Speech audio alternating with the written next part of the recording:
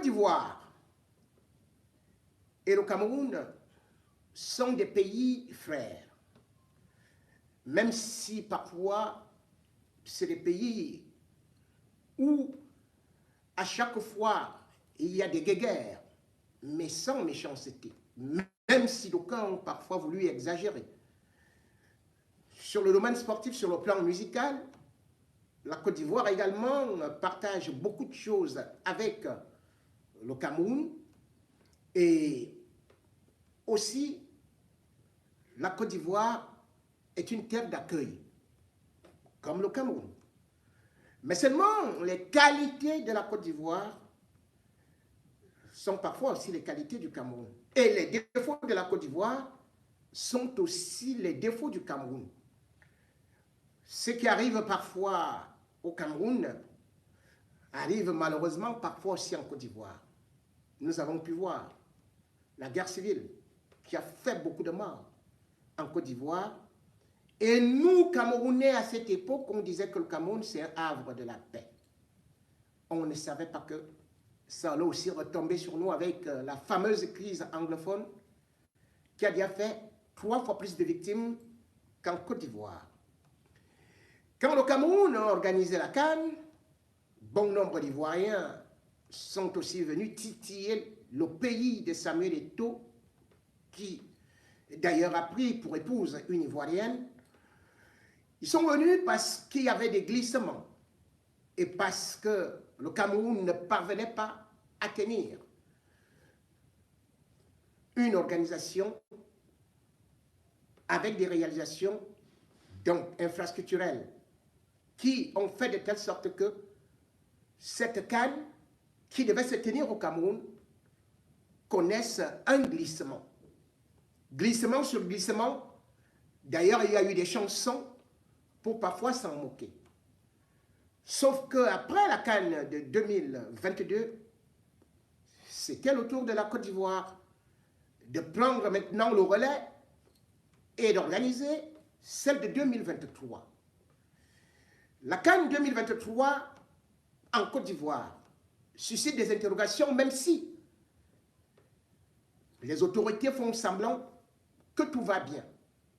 La preuve, le directeur général de la RTI, la radio-télévision ivoirienne, Fousseni Dembélé, s'est rendu au Cameroun jeudi 23 juin pour la signature d'un protocole avec le directeur général de la CRTV, Charles Ndongo. Cet accord voudrait une collaboration entre les 2 médias d'État en vue de la couverture médiatique de la CAN qui se tient en principe en Côte d'Ivoire du 23 juin au 23 février. Les documents ont été paraphés par les 2 DG parce que la RTI estime que le Cameroun ayant déjà couvert la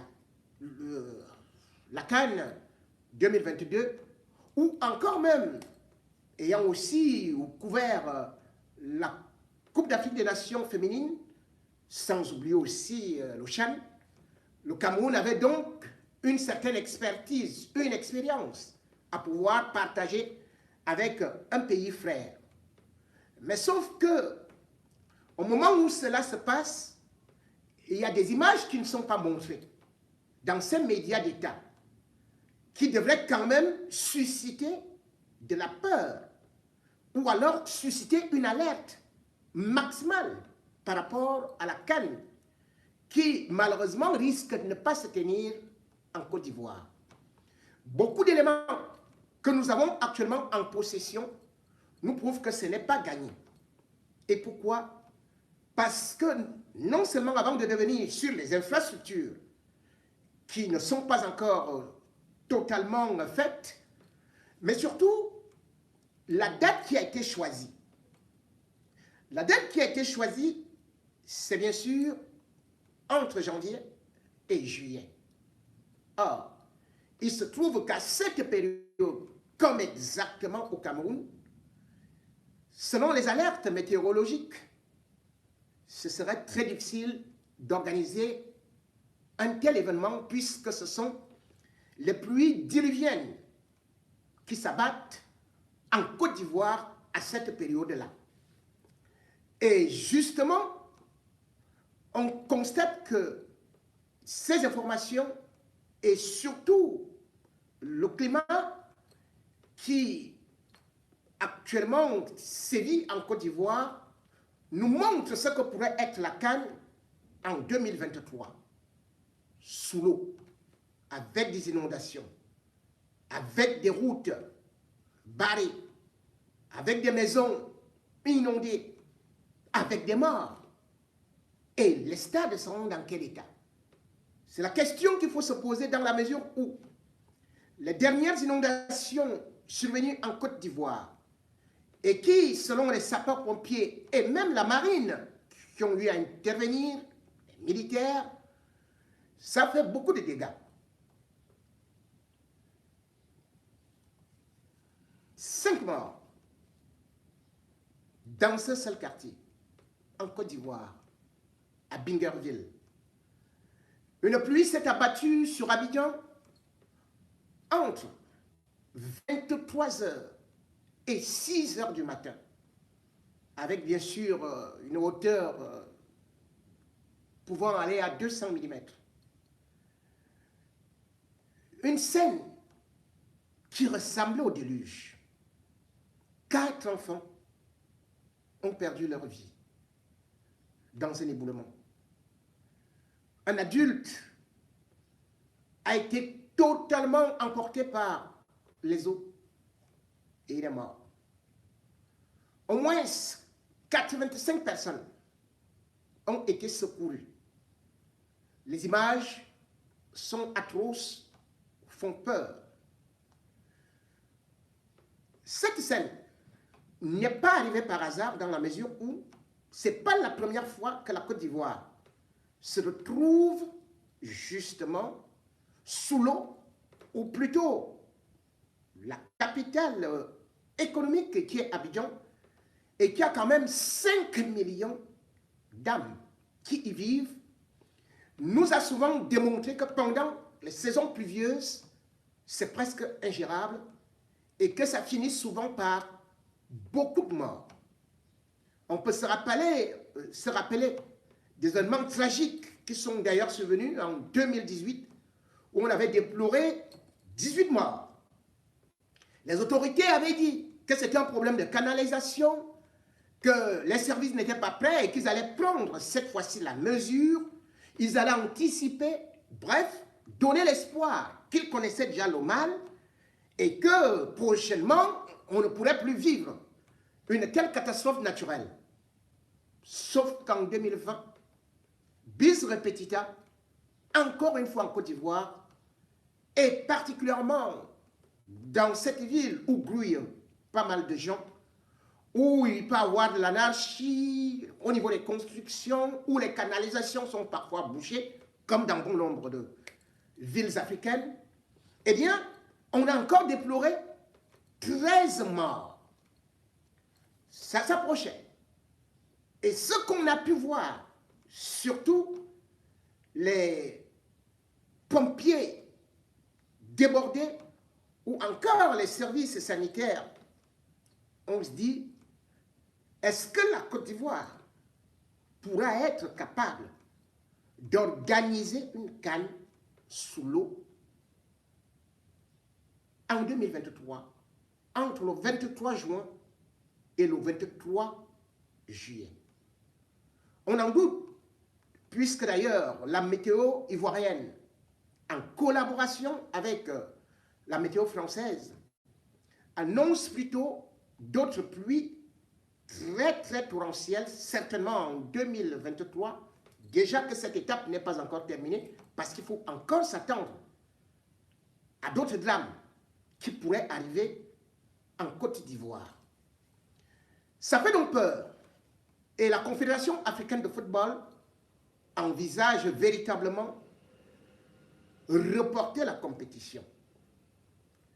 Parce que lorsqu'on voit comment est-ce que les routes sont coupées, et lorsqu'on voit par exemple que lundi, pendant un match de football, opposant Stade d'Abidjan et Africa Sport, eh bien ce match a été interrompu juste après 24 minutes de jeu. Et pourquoi?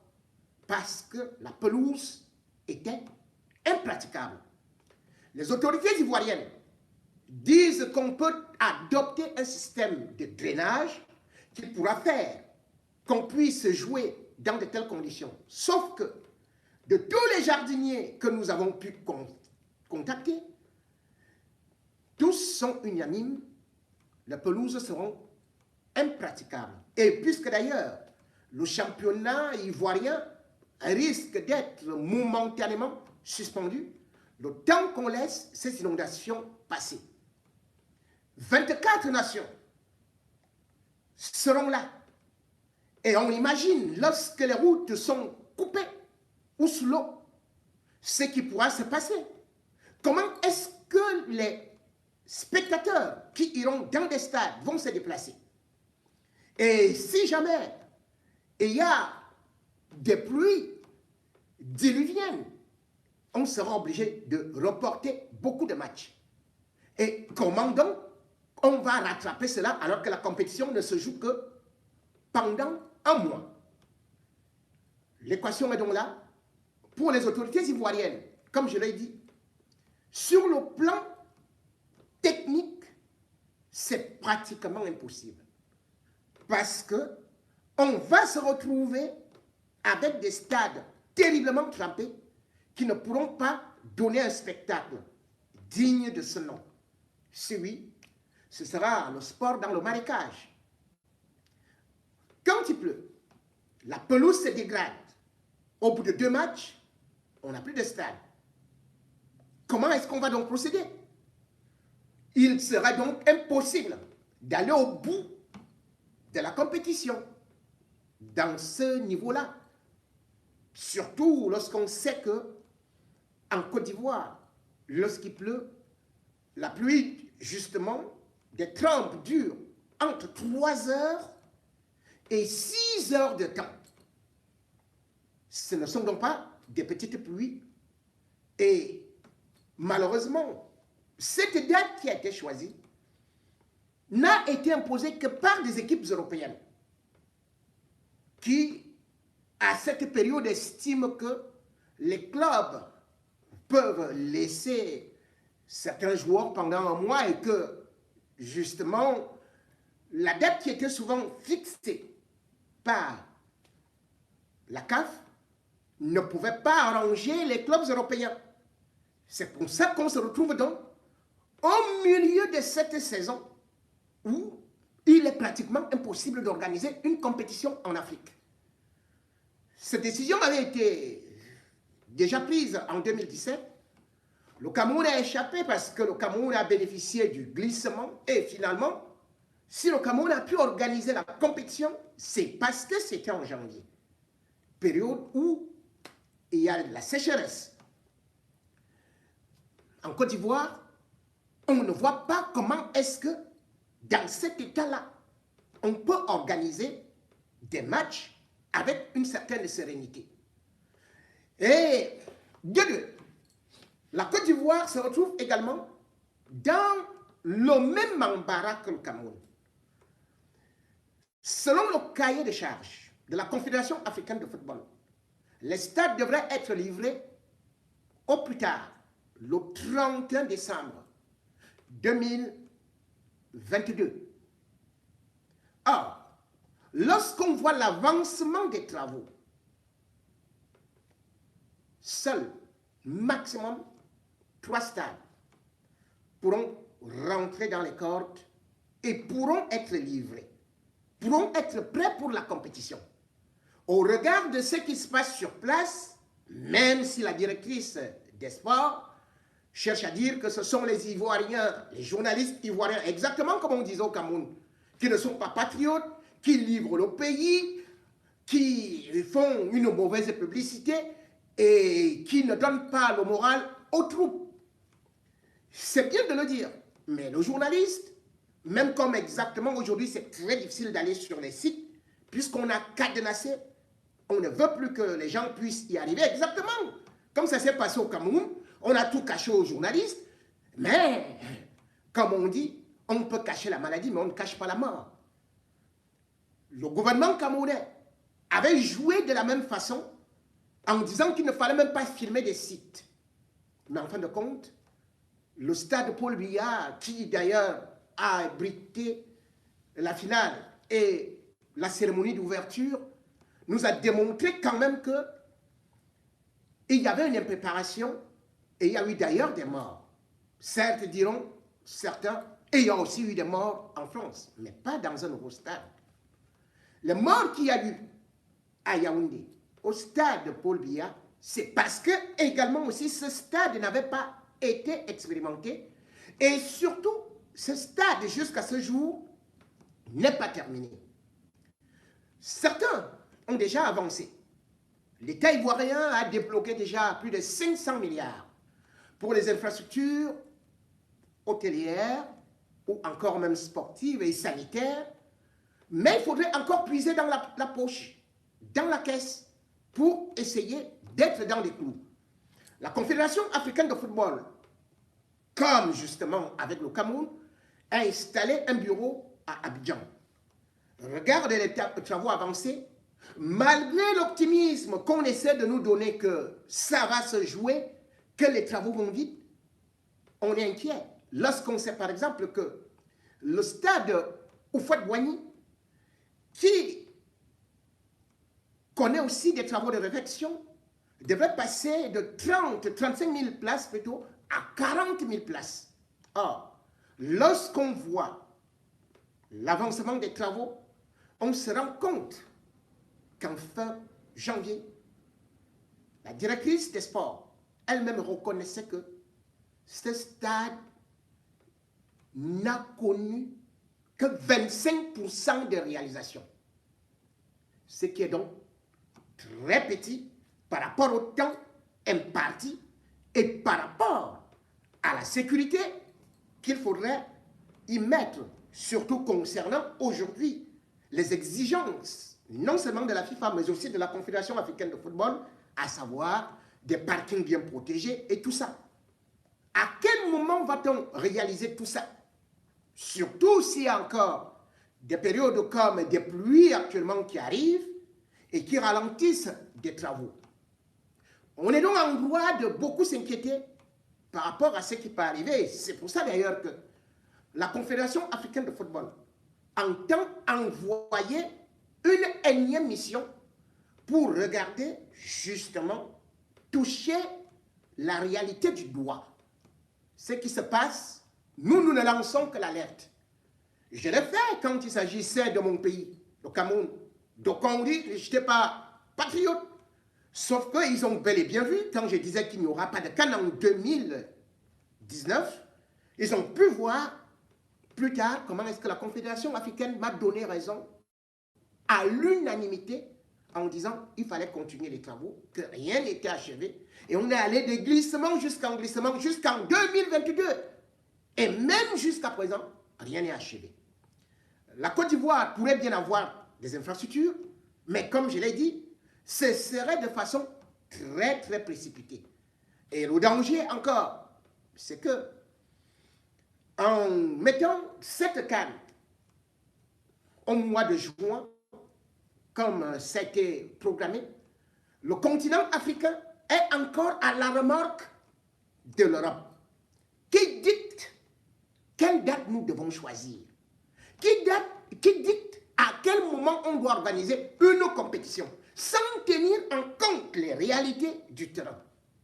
Il faudrait donc que les dirigeants africains, et surtout ceux de la Confédération africaine de football, qu'ils disent la vérité au président Ouattara. C'est vrai que dernièrement, après avoir été reçu par le chef d'État ivoirien, Motsepe nous faisait croire que tout allait bien et que tout allait se passer dans de bonnes conditions. Mais actuellement, il y a de la panique. Et si on veut que cette CAN soit crédible, qu'elle soit potable, qu'on ne l'organise pas dans des porchers, qu'on ne l'organise pas dans des marécages.